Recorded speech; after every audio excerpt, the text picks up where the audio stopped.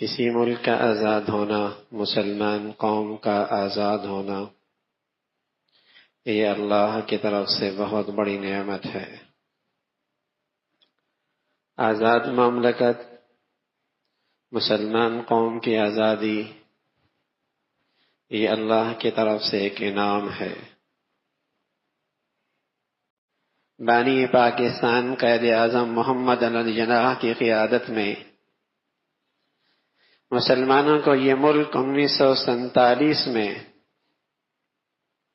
بڑی مبارک رات تھی، شب قدر کی 27ویں رمضان، شب قدر کی رات، جمعۃ الوداع۔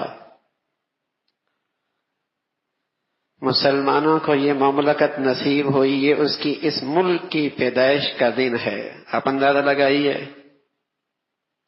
رمضان کا مقدس مہینہ، 27ویں شب قدر اور جمعۃ الوداع دوسرے دن، یہ اس ملک کی پیدائش کا دن تھا۔ دنیا میں 2 ریاستیں ایسی ہیں جو خالص مذہب کی بنیاد پر وجود میں آئیں۔ ایک اسرائیل، جس کا مذہب یہودیت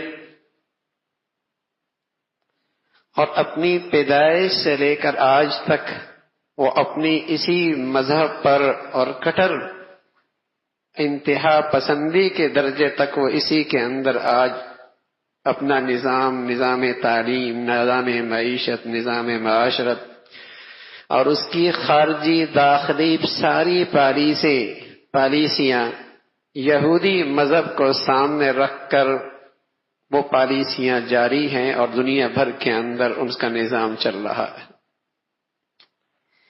دوسری مذہب کی بنیاد پر جو ریاست ملی وہ یہ وطن عزیز ہے۔ بڑے بتاتے ہیں، کتابوں میں لکھا ہے کہ جب یہ آزادی کا وقت قریب آ رہا تھا تو یہ آواز گلی کوچوں میں مسلمان لگایا کرتے تھے، بن کے رہے گا پاکستان، بٹ کے رہے گا ہندوستان، پاکستان کا مطلب کیا؟ لا الہ الا اللہ۔ بن کے رہے گا پاکستان، بٹ کے رہے گا ہندوستان، پاکستان کا مطلب کیا؟ لا الہ الا اللہ۔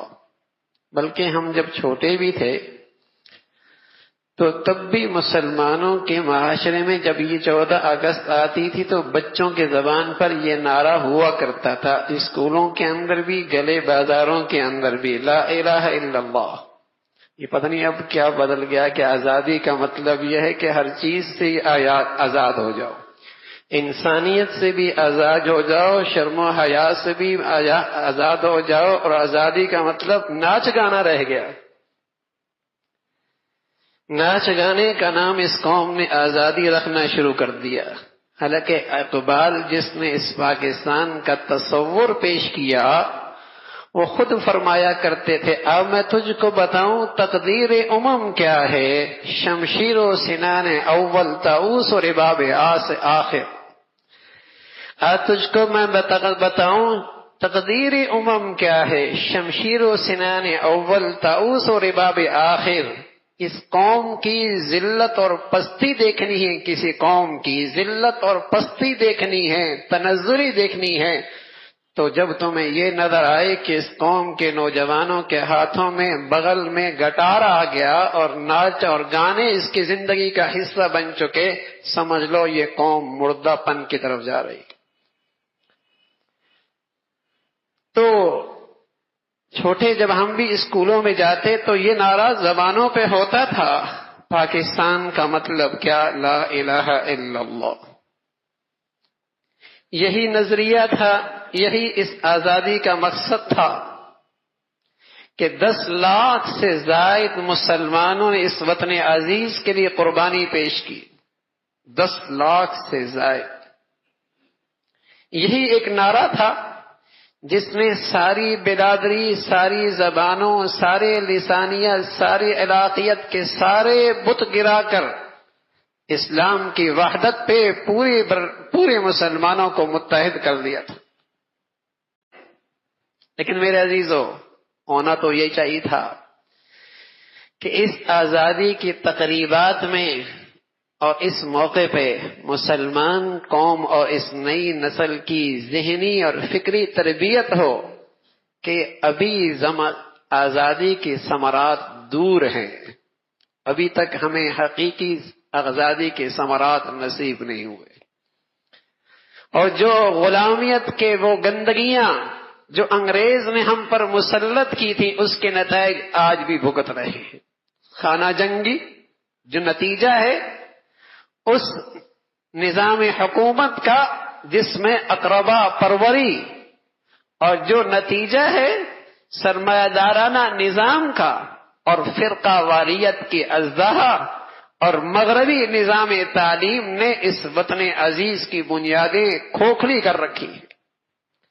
کہاں یہ ساری قوم اسلامی اخوت کے خوبصورت سانچے میں ڈھل کر آپس میں باہم شیر و شکر تھی اور ایک آزاد ریاست حاصل کرنے کے لیے لاکھوں کی تعداد میں قربانیاں دے رہی تھی، اور بدقسمتی سے آج جب ہم اس مقصد حقیقی سے دور ہوئے تو آج یہ خانہ جنگی کا شکار ہے، آج یہ فرقہ واریت سے بھرپور ہے، آج یہاں جاگیردارانہ نظام ہے، جس کا نتیجہ یہ ہے کہ ایک طبقہ اتنی دولت رکھتا ہے کہ اس کے کتے بھی وہ کھاتے ہیں، اس کے کتے بھی اور اس کے گھوڑے بھی وہ کھاتے ہیں، اور دوسری طرف ایک غریب ایک نان کا بھی محتاج نظر آتا ہے. یہ وہ ظالمانہ نظام ہے جس کے نتائج آج وطن عزیز کا مسلمان بھگت رہا ہے اور اس کے اثرات سے دل برداشتہ ہے. یہ وہ اثرات ہیں جو اس غلامیت کے دور سے چلے اور پھر ان کی آبیاری کی جاتی رہی، اور آج یہ وطن عزیز میں تن آور درخت بنا ہوا ہے کہ ایک طرف خانہ جنگی ہے، فرقہ واریت ہے، اور سرمایہ دارانہ نظام ہے کہ دولت کا بہاؤ ایک طرف ہے، اور ظالمانہ نظام ہے جس سے غریب کے لیے عدالت میں انصاف کا ملنا مشکل ہو گیا. اسلام کا عادلانہ نظام ایسا مبارک نظام تھا، سبحان اللہ، جہاں ریاست میں رہنے والا ہر انسان اس کا ثمرات اور اس کا نفع اٹھا سکتا تھا.